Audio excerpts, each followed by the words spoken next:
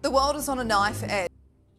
Taiwan as an autonomous entity, China claiming it as part of its uh, territory, and the United States providing weapons and political backing to the Taiwanese. In theory, the United States is following a course of what's called strategic ambiguity. We're not saying whether we would fight to defend Taiwan or not, but President Biden has made several statements indicating that the United States would fight to preserve Taiwanese autonomy, not independence. Mark, if we go through the comparison of what military capabilities both countries have, Taiwan has a significantly less military personnel. They have a lot less equipment, whether that be missiles or drones or submarines or anything like that. And China has a lot more. I mean, China has the second most impressive military portfolio after the United States, so to speak. But how would Taiwan shape up if China were to strike first? Taiwan would be in a very difficult position. And the situation today is very different from where it was, say, 30 years ago. And that follows from the fact that Taiwan has maybe 25 million people, citizens. The Chinese have 1 billion. And the Chinese have an economy, of course, it's now much expanded. So the Taiwanese are always going to be at a disadvantage. 30 years ago, that wasn't an issue because the Chinese military was not focused on expanding, across the seas. It was very ground focused. Now they've built that capability. So the Taiwanese military, many people argue, is now misaligned with its strategic situation. It has a military that's very well balanced, that was suitable for the first 50 years of this separation, but now is quite overshadowed by the Chinese military. They could hold on, for a short period of time, but really they need U.S. help to stand up to the Chinese. The International Security Program, where you're a senior advisor, you guys created a board game to show a hypothetical war and how it would take place if a physical contact did arise between China and Taiwan. Can you walk me through what would happen there was 24 scenarios that the board game showed, but then there's one main scenario of the way you guys think this escalation would occur. Can you walk me through what you think would happen? Sure. What we did is we built a war game on the basis of a lot of research, operations research, historical analyses, and we ran it really 25 times in order to get a strong analytic foundation. But the bottom line was that for most of the scenarios, the United States can maintain an autonomous and democratic Taiwan, but it comes at very high cost.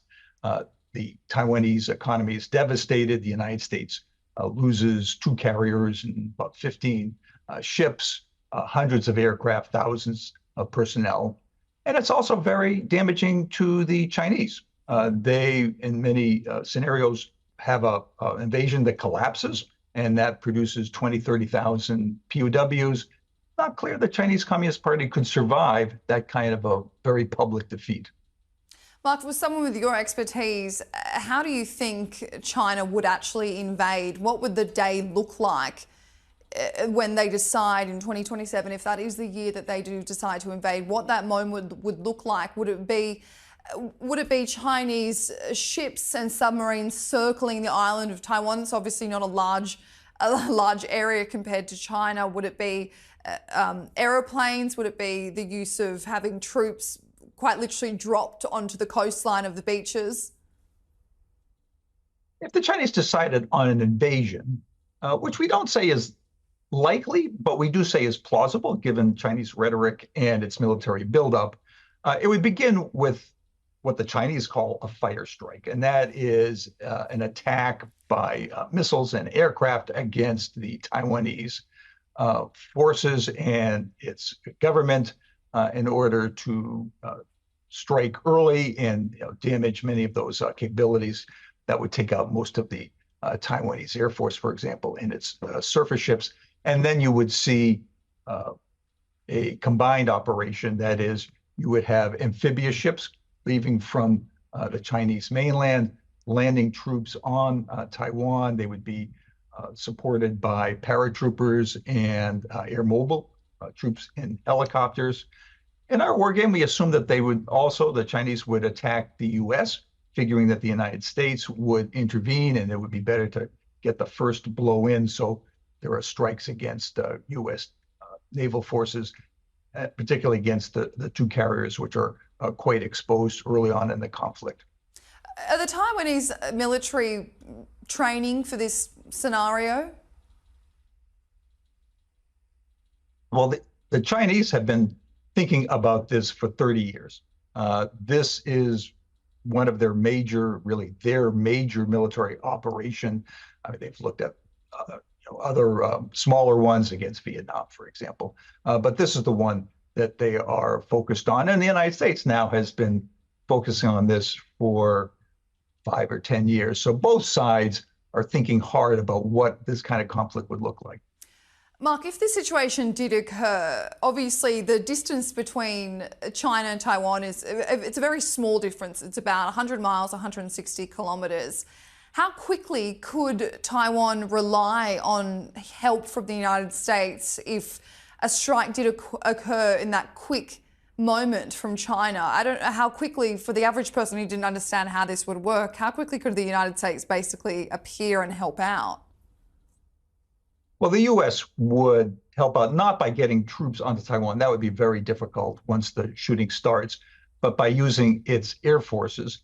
We assumed in our war game that the Chinese began mobilizing 30 days ahead of the invasion. The United States saw this about 15 days out and started to make some preparations, moving some forces forward, so that we'd be using our aircraft based in Japan, particularly in places like Okinawa, which is not very far from Taiwan, and then long-range bombers with long-range missiles flying out of Australia or Guam. And these could be brought to bear quite quickly. The U.S. fleet, of course, is deployed in the Western Pacific. Its problem is it's very exposed to Chinese missiles early on, and most of those ships would move east of Guam until the Chinese missile inventory declined and they could move into the Western Pacific again. So there would be that reliance on the US bases based in Japan. Do you think that in that moment China would retaliate and start firing missiles and dropping bombs in these bases in Japan, in turn obviously causing damage and destruction in Japan? The answer in our war games was yes, and that was quite a shock to the Japanese. Our base assumption was that the Japanese would allow the United States to use its bases in Japan, and the United States has many bases that are quite important, but would not participate itself unless the Japanese homeland were attacked. And we tested this with many senior Japanese officials, and they were all quite adamant that this is where they would end up. They pointed out that the Japanese and the United States have a close security relationship. The Japanese wouldn't want to walk away from that. But what happens is the United States then moves its aircraft into these bases and launches strikes against Chinese forces on or around Taiwan. And the Chinese figure that this is unacceptable. These aircraft are operating in sanctuary, so they attack these bases, and then very often they'll attack all of the Japanese military, figuring that if they're going to bring the Japanese in, they're going to get the first strike in. And this is what caused so much attention in Tokyo. Well, if that did happen, Mark, they're obviously involving a lot more countries than just China and Taiwan. Do you think that this would end up where there's this, big fight, big war going on in the South China Sea involving various countries? Could it lead to an escalating wider war? Well, that's certainly possible. We looked at potential allies for both the United States and China. China doesn't have very many allies who would be willing to come to its aid in a military sense. Of course, they're very close to the North Koreans, but the North Koreans are hunkered down facing the South Koreans. The Russians and the Chinese, of course, have been very close in recent years as a result of Russia's invasion of Ukraine. But the Russian forces in the Pacific are very weak and its territory very exposed. Be very unlikely that they would jump in. Similarly, there are U.S. Allies, partners in the area, Vietnam, Singapore, for example, Philippines. Our guess is that assumption was that they would not jump in unless they were attacked or unless there were some Chinese actions in the South China Sea. We assume that the U.S. forces that are coming from the Atlantic would be coming up through the South China Sea and the Chinese would be intercepting them there. But we did not envision a wider war because most countries just would not want to get involved. Mark, how do you think the United States' involvement in this potential war and this potential fight would be different, say, from the Cold War? Well, since the end of the Cold War, the United States has fought regional conflicts against opponents like Iraq or Afghanistan. It's done counterinsurgency, but has not faced a peer competitor.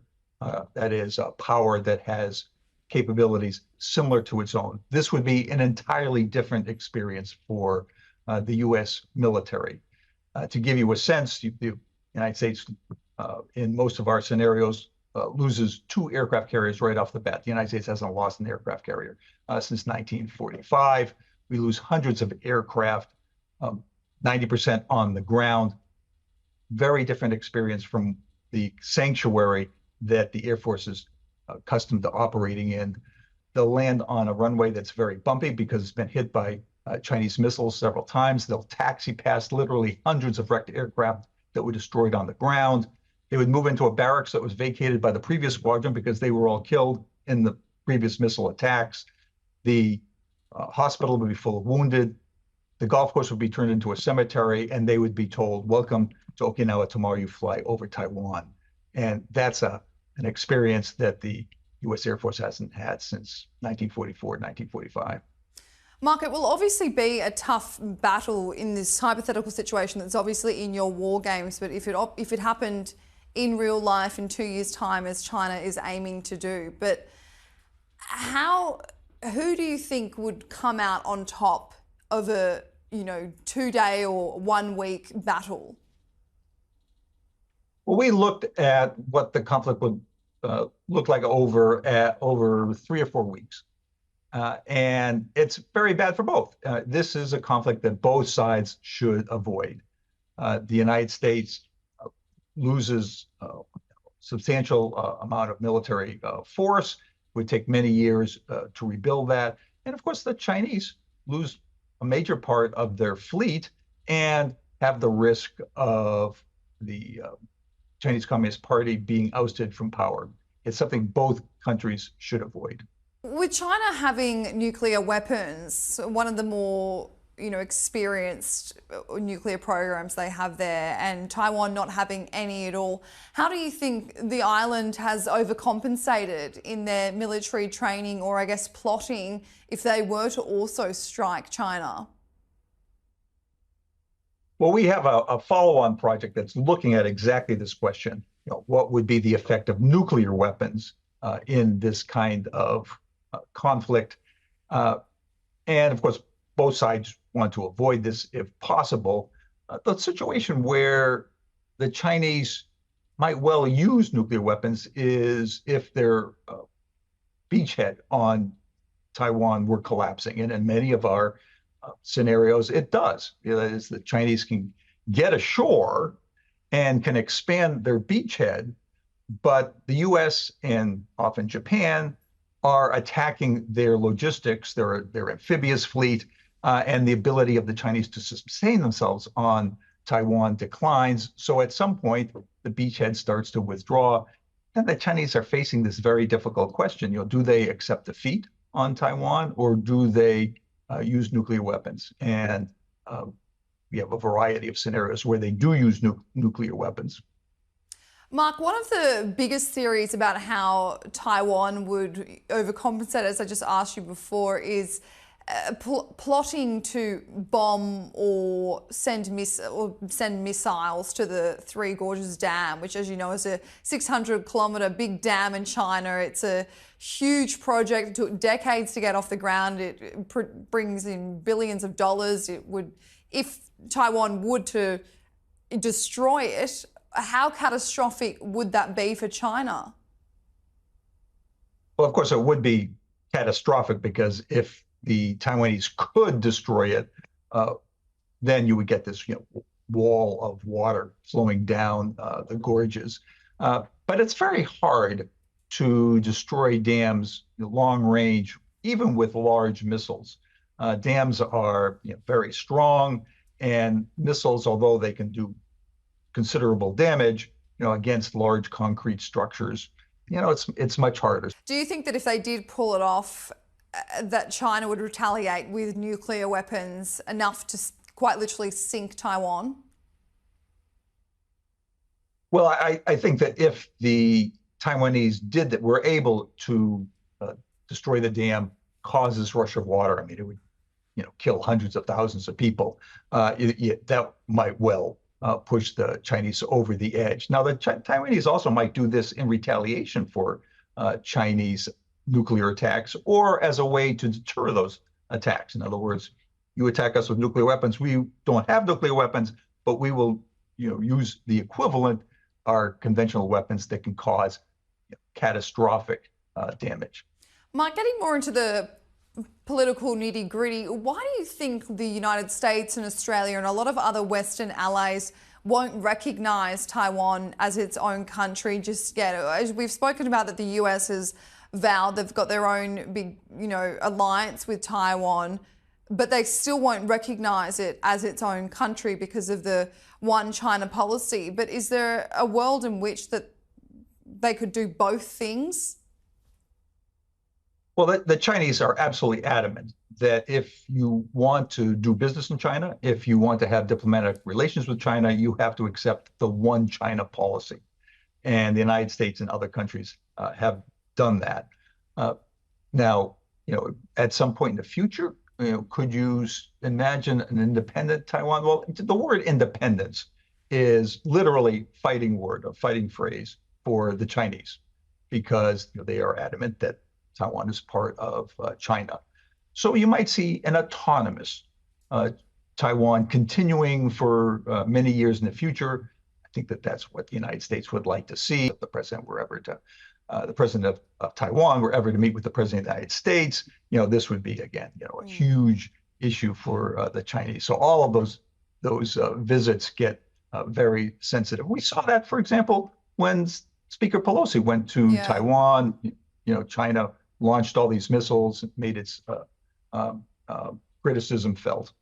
It did feel like in that moment, as you said, House Speaker Nancy Pelosi in 2022 visited Taiwan, and it really did feel like her presence on the island made China basically stamp their feet like little kids and perform military exercises around the country to make the United States that they were there, make them know that they were there, that they were watching. What do you think that says about the way China feels about the US protecting Taiwan to some degree? China is adamant that Taiwan is a province of China and that they expect that others will treat it that way, and they want to treat it that way themselves. So from their perspective, Speaker Pelosi was going to one of their provinces without their permission, encouraging a renegade regime in their view. So yes, these kinds of visits, hugely controversial, and the Chinese have conducted these exercises to show their displeasure. Mark, just finally, what do you think it will take for China to leave Taiwan alone and let them govern independently?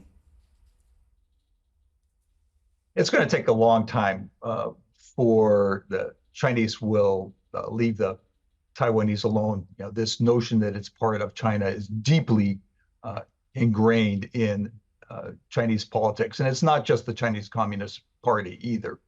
I think the best approach for Taiwan and the United States is to enhance deterrence and strengthen war fighting if it should come to that. And in our paper, after running all these war games, we had a series of recommendations about what the United States and the Taiwanese could do to strengthen deterrence so that a war doesn't happen, so we can continue the status quo, which has been quite good for Taiwan. Taiwan has become rich and democratic, and it could go on like that.